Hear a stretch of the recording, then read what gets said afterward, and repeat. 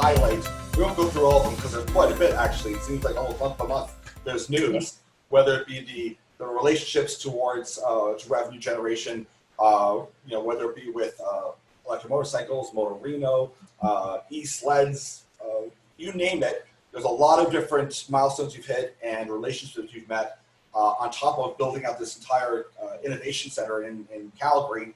Lots of people wanting to fund Exro, look at the stock's going up. I mean, there's a lot of things that's happened in the last little while. You've got the technology, it's patented, it's proven, and you're laying out that groundwork now to all these relationships, whether with Viking or Aurora, whatnot. Just maybe kind of run us through where that's taking us.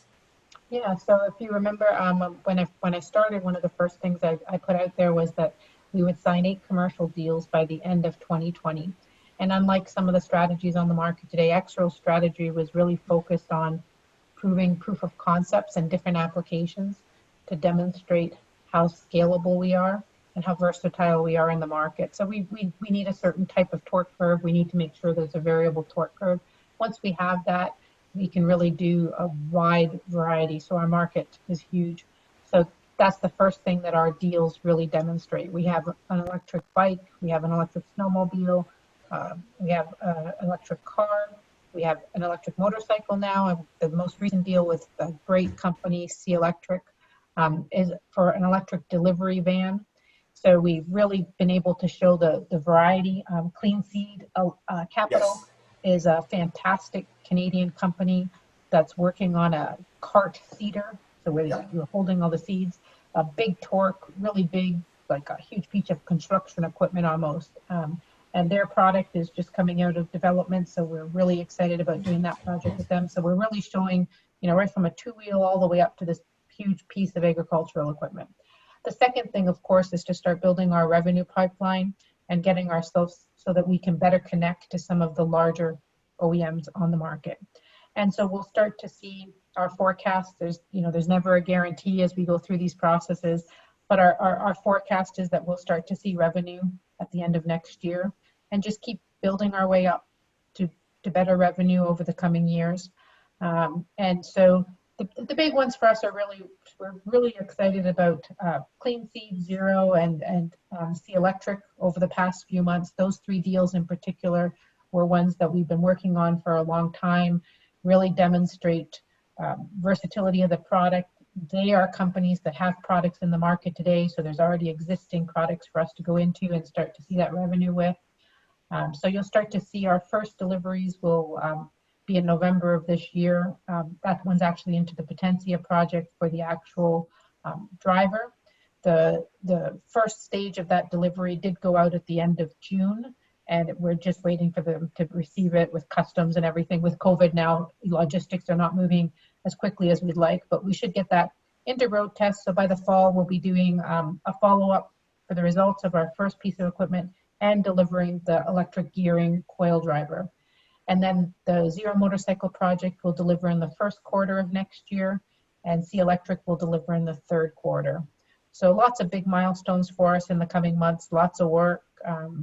We've been building up the team as well. We've got a lot of new team members. It's great. It's wonderful to build up that team, that strength of the team. I had a chance to talk to Josh about a month ago, and that was very well received. It was a great conversation. And funny enough, because I just want to touch on, I was lucky to be on a conference with Clean Seed as well. And it's amazing to see the size and scope of these vehicles and to see this isn't just what you think small motors in like a scooter or something like that, or a motorcycle, is that these are giant agricultural machines that the brain just goes, oh, wait a second, this could move into mining equipment. This could move into all sorts of construction equipment down the road. The market is so big that's almost startling. Because even just looking at, this one shocked me, with the e-sleds, the snowmobiles, that's a $26 billion market. I never thought there'd be that much just in snowmobiles. Never mind that you have the potential to hit every sector, and you're doing it, by land, by sea, you name it, by big corporations, small personal movement. So it's excellent to see that this map is being kind of played out and moving forward. And you've told us a couple of highlights to look for down the road, but what's the urgency now? If someone's looking at it today, and they say, okay, wow, this stock's really been moving. Why do they need to get into this today rather than tomorrow? Right. I think we've laid all the foundation now. I think, a lot of the work that needed to be done behind the scenes, the things that the shareholders can't see, recruiting the right people, building that culture, putting, even the simple marketing things together, and our websites under a rebrand. All those little things are all in place right now, and we're just executing. And so I think as the months come up, especially as we get into the fall, you'll start to see a lot of technology updates around the different proof of concepts that were coming in. And, the ones that we're going to put out between November and December will be, they'll cover 80% of the vehicles that are on the road right now or off the road. So I think that's going to be a really big thing for us. And I think those are things from the outside and our shareholder perspective. We're very fortunate. We have a really strong, loyal following of shareholders that help us to be where we are.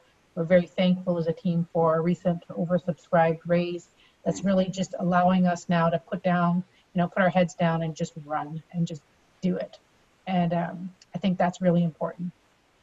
It's great. I mean, I always tell people you have to look, if a company lays out its plan, even if the stock doesn't show its value, if they're hitting those milestones, they're hitting those check boxes, they're doing the deal. Sometimes it's just a matter of market awareness. But you guys are being respected by the market. You're getting a lot more attention. So this is a story as a company that I'm very excited because it hits all those ESG sustainable targets that we hear in the news. It's green, it's clean. It's literally where everyone knows we're going in the future. And it's great to see companies that are, instead of just talking about it, they're actually saying, you know what, we're solving this problem right now. And I think that's why you have such a strong, loyal following. And we look to increase that, because I always say there's only two ways if you really want to make change. That's either with your time or with your money. So I keep on preaching to people, listen, you can be funding projects that are really changing the world. And this is one where you've laid out a plan. You've already hit so many check boxes already. I stand firmly behind Exro as a big fan myself. So I really appreciate you taking the time, and what a great job over the last 10 months. I know you've got lots of things to do, so I won't keep you any longer, but I really appreciate your time. Thank you so much. It's been a pleasure to talk to you again. Thanks, Sue. Have a great day. Take care. Bye-bye. Bye-bye.